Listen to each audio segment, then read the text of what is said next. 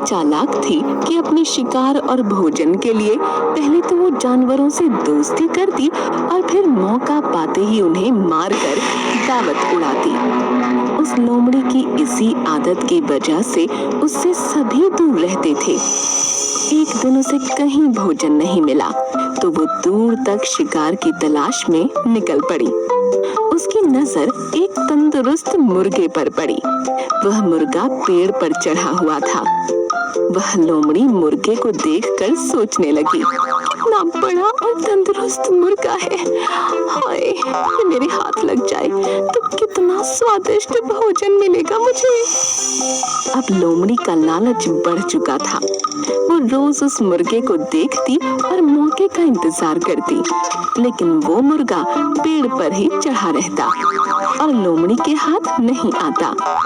बहुत सोचने के बाद लोमड़ी सोचने लगी, ये मुर्गा ऐसे हाथ नहीं आएगा, कुछ तरकीब सोचनी होगी। इसलिए उसने छल और चालाकी करने की सोची। वो मुर्गे के पास गई और कहने लगी, प्यारे मुर्गे भाई, क्या तुम्हें ये बात पता चली कि एक खुशखबरी मिली है सबको जंगल में? मुर्गे ने पूछा। खुशखबरी? कैसी खुशखबरी? लोमड़ी बोली, आकाशवाणी हुई है और खुद भगवान ने कहा है, अब से इस जंगल के सारे लड़ाई झगड़े खत्म होंगे। अब से कोई जानवर किसी दूसरे जानवर को नुकसान नहीं पहुंचाएगा और ना ही मार कर खाएगा। सब मिलजुल कर हंसी खुशी रहेंगे, एक दूसरे की सहायता करेंगे, कोई किसी पर हमला नहीं करेगा। मुर्गा होशियार था। वो समझ गया कि हो ना हो ये लोमड़ी झूठ बोल रही है, इसलिए मुर्गे ने उसकी बातों पर ज्यादा ध्यान नहीं दिया और कहा, अच्छी बात है, पर मैं इसमें क्या कर सकता हूँ? लोमड़ी मुर्गे की ऐसी ठंडी प्रतिक्रिया देख फिर बोली, मेरे भाई, इसी बात पर नीचे तो आओ। आओ ना नीचे, हम गले लगकर एक दूसरे को बधाई दें और साथ में खुशियाँ बांटें। मुर्गा अब लोमड़ी की चालाकी समझ चुका था, इसलिए वो मुस्कुराते हुए बोला, ठीक है, लेकिन मेरी लोमड़ी बहना, तुम पहले अपने उन दोस्तों से तो गले मिलकर बधाई ले लो जो इसी तरफ खुशी से दौड़े चले आ रहे हैं। मुझे पेड़ से दिख रहे हैं वो। लोमड़ी ने हैरान होकर पूछा, मुर्गे भाई, मेरे कौन से दोस्त? मुर्गे ने कहा, अरे बहन, वो शिकारी कुत्ते, वो भी हमारे दोस्त है ना, वो भी शायद तुम्हें बधाई देने के लिए ही इस ओर आ रहे हैं। शिकारी कुत्तों का नाम सुनते ही लोमड़ी थर थर कांपने लगी। वो बुरी तरह डर गई, क्योंकि उसे लगा कि अब अगर वो थोड़ी देर भी यहाँ रुकी तो ये मुर्गा भले ही उसका शिकार बने या ना बने, लेकिन वो खुद इन शिकारी कुत्तों का शिकार जरूर बन जाएगी।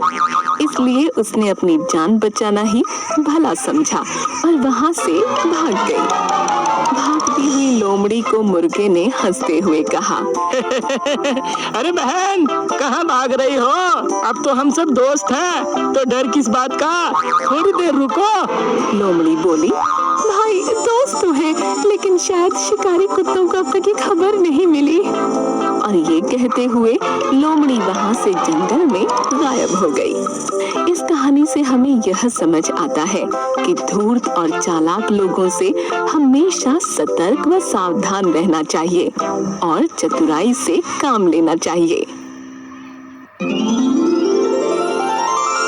एक गांव में कपड़े बेचने वाले एक बहुत बड़े व्यापारी थे। आसपास के गांवों के लोग उसकी दुकानों पर से कपड़े खरीदने आते थे। आसपास के गांवों में भी कपड़े की कोई दुकानें नहीं थीं, इसलिए सेठ खुद ही कभी-कभी कपड़े बेचने के लिए जाया करते थे। एक बार सेठ गांव में कपड़े बेचने के लिए गया था। वहां से लौटते समय एक पेड़ के नीचे वह आराम करने बैठ गया और थोड़ी ही देर में उसे नींद आ गई। जब वह नींद से जागा तो उसने अपने आसपास तोतों का समूह देखा। हरे रंग, लाल चोंच और गले पर काली पट्टी वाले तोतों को देखकर सेठ ने सोचा, कितने सुंदर हैं ये तोते। एक दो तोतों को साथ ले जाऊं तो परिवार के लोग बहुत खुश होंगे। ये सोचकर सेठ ने अपना गमछा तोतों के झुंड पर फेंका और एक तोते को पकड़ लिया।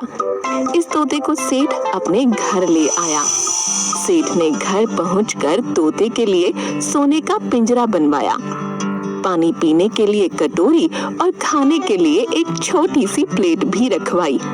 तोता सोने के पिंजरे में रहने लगा। उसे अमरूद, मिर्च आदि मनपसंद वस्तुएं खाने को दी जाने लगीं।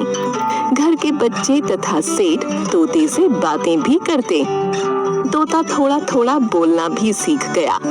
तोते के साथ बातें करने में सबको बहुत आनंद आने लगा। कुछ दिनों बाद सेठ को गांव में से कपड़ों के ऑर्डर आए और उसने खुद ही जाने का फैसला किया। जाते वक्त उसने अपने तोते से कहा, तोते राम, मैं गांव जा रहा हूँ। लौटते समय मैं तेरे माता पिता व सगे संबंधियों से मिलूंगा। तुझे उनके लिए कोई संदेश भेजना हो तो बता।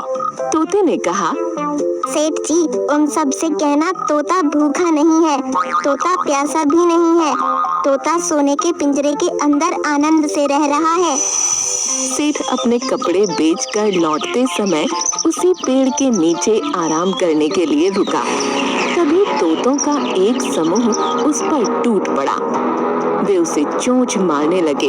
उनमें से एक तोते ने सेठ से पूछा, सेठ जी, हमारा तोता क्या कर रहा है? सेठ ने उन्हें शांत करते हुए कहा, अरे तोता भूखा नहीं है, तोता प्यासा नहीं है, तोता सोने के पिंजरे के अंदर आनंद कर रहा है। यह सुनकर सभी तोते बिना कुछ बोले जमीन पर मुर्दों की तरह लुढ़क गए। सेठ उनके पास गया। उसने तोतों को हिला डुला कर देखा, पर ऐसा लगा जैसे सारे तोते आघात से मर गए हों। सेठ जी घर पर आए। सेठ को देखते ही तोते ने अपने माता पिता एवं सगे संबंधियों के समाचार पूछे। सेठ ने कहा, तेरे माता पिता और सगे संबंधियों को जब मैंने तेरा संदेश सुनाया तो सभी लुढ़क गए। क्या उन्हें आघात लगा होगा? पिंजरे के तोते ने कोई जवाब नहीं दिया। सेठ की बात सुनकर वह स्वयं भी पिंजरे में नीचे गिर पड़ा। सेठ ने यह देखा तो उसे बहुत आश्चर्य हुआ। उसने पिंजरे का दरवाजा खोला और तोते को हिला डुला कर देखा। सेठ जी को लगा वह तोता भी आघात से मर गया है। सेठ जी ने तोते को पिंजरे से बाहर निकालकर थोड़ी दूर पर रख दिया। मौका देखकर तोता पंख फड़फड़ाता हुआ उड़ गया। जाते जाते उसने कहा, सेठ जी, मैं आपका आभारी हूँ। मुझे अपने माता पिता का संदेश मिल गया है। मैं उनसे मिलने जा रहा हूँ। आपका पिंजरा सोने का था, लेकिन वह पिंजरा था, मेरे लिए वह जेल थी। तोता उड़ता हुआ जंगल में अपने माता पिता और सगे संबंधियों के पास पहुँच गया। उसे लौटकर आया हुआ देख सब खुश हो गए। अब मुक्त वातावरण में तोता सबके साथ आनंद से रहने लगा। एक घने जंगल में एक हाथी रहता था।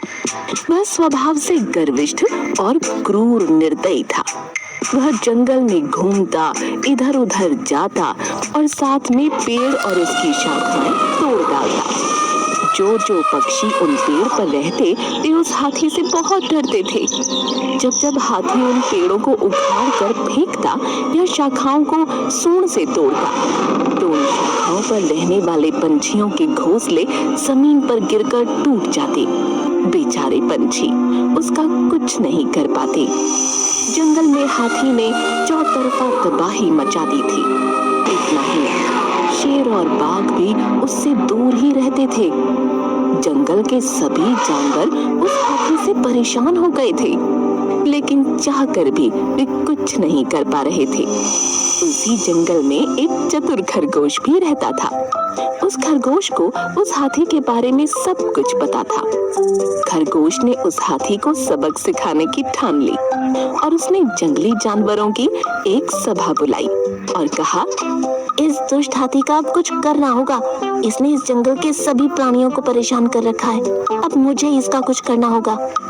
ऐसा कहकर खरगोश वहां से चला जाता है। एक दिन खरगोश उस हाथी के पास जाता है और उससे कहता है, महाराज, आपसे कुछ जरूरी वार्तालाप करना है, क्योंकि ये हमारे जीने और मरने का प्रश्न है।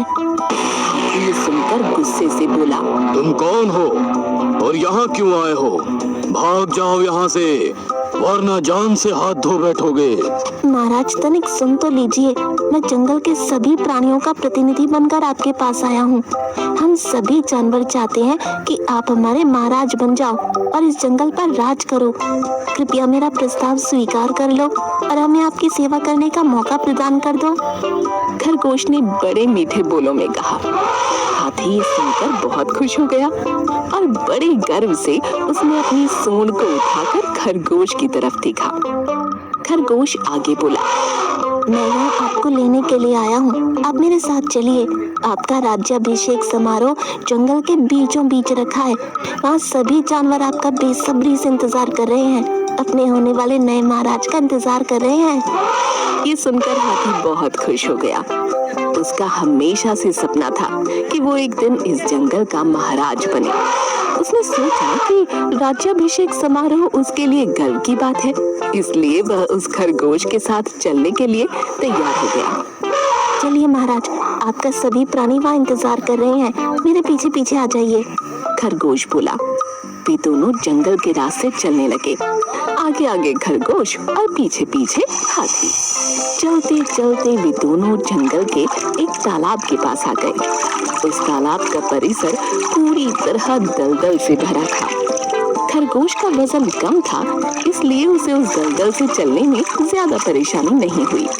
हाथी भी उसी दलदल से आगे बढ़ने लगा, पर हाथी का वजन ज्यादा होने के कारण वह उस दलदल में और फंसता गया। जितना वह उस दलदल से निकलने की कोशिश करता, उतना ही वो उस दलदल में फंसता जा रहा था। वह घबरा गया और खरगोश से बोला, मित्र मेरी मदद करो, मैं इस दलदल में फंसता जा रहा हूँ। अब मेरे राज्य अभिषेक समारोह का क्या होगा? तुम्हारे सभी साथियों को यहाँ बुलाओ, मुझे इस दलदल से निकालने के लिए। मैं तुम्हारी कोई मदद नहीं कर सकता, तुम इसी लायक हो। तुम्हें कुछ पता भी है तुमने जंगल के प्राणियों के साथ कितना बुरा व्यवहार किया है? तुमने पेड़ की शाखाएं तोड़ी, उन शाखाओं पर छोटे छोटे पंछियों के घोंसले और अंडे थे जो तुम्हारी वजह से टूट गए। तुमने बेजुबान छोटे छोटे प्राणियों को अपने पैरों तले कुचल दिया, बड़ी बेरहमी से मार दिया। हम सब रो रहे थे, दया की भीख मांग रहे थे, पर तुमने कुछ भी तरस नहीं खाया और अब तुम तुम्हारी जान की भीख मांग रहे हो। मुझे तुम्हें ये बताते हुए खेद है कि तुम्हारा राज्याभिषेक नहीं हो सका, लेकिन तुम्हारा दाह संस्कार अवश्य होगा। अलविदा। ऐसा कहकर खरगोश वहां से चला गया और इधर हाथी धीरे धीरे उस दलदल में और फंसता गया और उसकी मौत हो गई। तो दोस्तों, इस कहानी से हमें ये पता चलता है कि अत्याचारी को भी अपनी कयामत भोगनी पड़ती है।